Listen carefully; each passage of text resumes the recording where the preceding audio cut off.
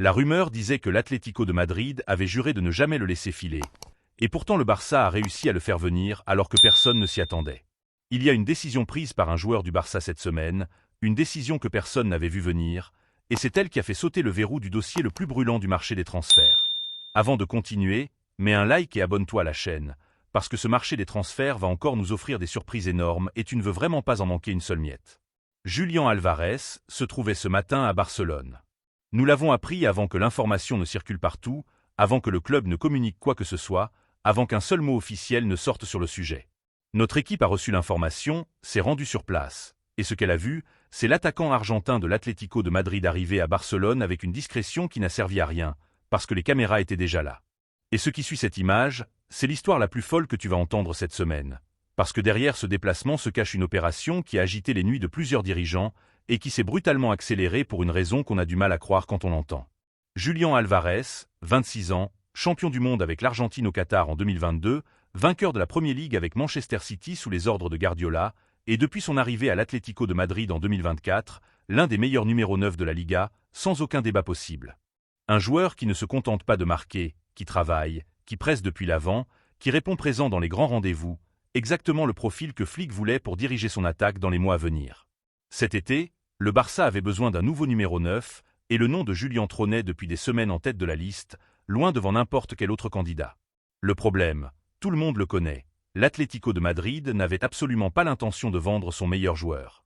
Contrat jusqu'en 2030, clause de résiliation frôlant les 500 millions d'euros, et une direction qui, chaque fois qu'elle entendait le nom du Barça associé à celui de Julián, répondait par un silence glacial qui voulait tout dire. Et le joueur lui-même, fidèle à ce calme argentin qui le caractérise, faisait redescendre la pression chaque fois que les rumeurs montaient. Des paroles de quelqu'un qui ne voulait surtout pas allumer un feu dans un vestiaire où il devait continuer à travailler chaque jour. Sur le papier, l'opération ressemblait donc à un mur infranchissable. Un mur que le Barça ne pouvait pas faire tomber uniquement à coups de millions, car les chiffres réclamés par l'Atlético dépassaient largement ce que le club catalan pouvait aligner en liquide. Il fallait une autre solution, un levier différent, et ce levier n'est pas venu de l'extérieur. Il est venu de l'intérieur même du vestiaire blaugrana, d'une décision prise par un joueur que personne dans le football espagnol n'imaginait être la pièce qui ferait tout basculer. Parce que ce qui s'est joué là n'a rien d'une négociation classique entre deux clubs. C'est un véritable enchaînement d'événements qui a démarré par une conversation dans un bureau du Barça, qui s'est poursuivi par un appel urgent à l'Atlético de Madrid et qui s'est terminé ce matin avec Julián Álvarez assis face à Joan Laporta à Barcelone, en train de régler les derniers détails d'un contrat que le club rendra officiel dès l'ouverture du marché des transferts. Et il existe une raison très précise qui explique pourquoi tout s'est accéléré maintenant et pas à un autre moment. Julián voulait régler ce dossier avant la Coupe du Monde 2026. Il voulait partir disputer le tournoi à l'esprit libre, son avenir réglé, sans avoir à gérer des négociations ou des offres pendant qu'il représente l'Argentine dans la compétition la plus importante de la planète. Pour un footballeur, ce genre de poids mental n'est pas négligeable. La Coupe du Monde n'attend personne, le rassemblement de la sélection argentine démarre dans quelques semaines, et Julián avait besoin de tourner cette page avant de monter dans l'avion. Cette urgence personnelle a mis une pression réelle sur les négociations et a comprimé des délais qui, dans des circonstances normales, se seraient étirés jusqu'à l'automne. Le Barça le savait, et le club en a profité. Mais pour comprendre comment on en est arrivé là, il faut revenir sur ce qui se jouait entre les deux clubs depuis plusieurs semaines. Car cette histoire ne commence pas ce matin à Barcelone, elle commence bien plus tôt, lors d'une réunion interne au Barça, où quelqu'un a posé un nom sur la table comme monnaie d'échange possible pour faire baisser le coût de Julián. Ce nom, c'est Ferran Torres, l'ailier valencien que l'Atlético de Madrid suivait de près, qui correspondait exactement au profil cherché par Simeone pour son couloir, et qui, économiquement, permettait de faire entrer dans le budget une opération que le Barça ne pouvait absolument pas boucler uniquement en cash.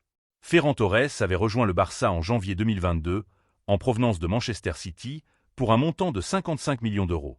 Il a connu des saisons en dents de scie, de bons moments, des buts importants, mais aussi des blessures, des périodes d'irrégularité et une concurrence féroce à son poste qui lui a laissé de moins en moins de place avec l'arrivée de Lamine Yamal en équipe première et la confirmation de Rafinha comme titulaire indiscutable sur l'aile. L'espace de Ferran s'est progressivement réduit jusqu'à devenir un rôle secondaire, un rôle qu'un joueur de son niveau et de son caractère n'était pas prêt à accepter indéfiniment. L'Atlético le savait.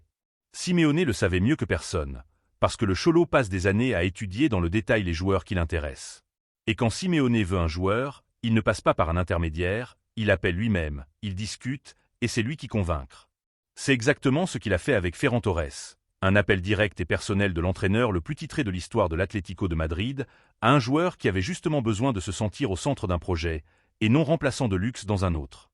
Le problème, c'est qu'au départ, Ferran Torres ne voulait pas partir, ou du moins c'est ce qu'il affirmait publiquement, et c'est ce qu'il transmettait à la direction sportive du Barça pendant les discussions des semaines précédentes. Le Valencien avait clairement fait savoir qu'il souhaitait rester, se battre pour sa place, prouver qu'il avait encore le niveau pour porter le maillot blaugrana. Une position que le club a respectée, mais qui a laissé la négociation pour Julián complètement gelée, car sans Ferran, les chiffres ne rentraient pas, et sans que les chiffres ne rentrent, l'Atlético n'allait pas bouger d'un centimètre. Jusqu'à ce que quelque chose change, il y a quelques jours seulement, une nouvelle que le Barça a reçue avec surprise et une certaine tristesse en même temps.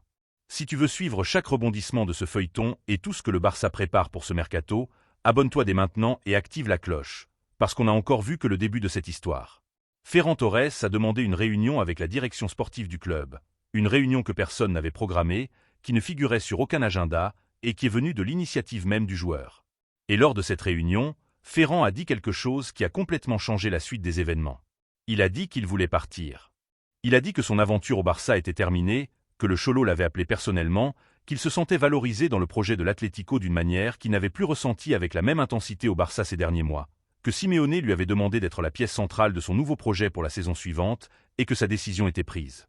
Ferran Torres voulait signer à l'Atlético de Madrid. Ce jour-là, au Barça, il y a eu un moment de silence, un de ces silences qui ne durent que 3 secondes mais qui pèsent comme 3 heures. Et puis, presque immédiatement, quelqu'un dans cette salle a compris que ce que Ferran venait de dire n'était pas seulement une mauvaise nouvelle pour le club. C'était la clé qu'il cherchait depuis des semaines sans la trouver. C'était le levier qui pouvait ouvrir la porte que l'Atlético maintenait fermée à double tour depuis des mois. Parce que si Ferran voulait rejoindre l'Atlético et que l'Atlético voulait Ferran, l'équation changeait du tout au tout. Le Barça n'avait plus besoin de convaincre qui que ce soit de quoi que ce soit, il fallait simplement faire les bons calculs, structurer la bonne offre et l'envoyer à l'Atlético au moment exact.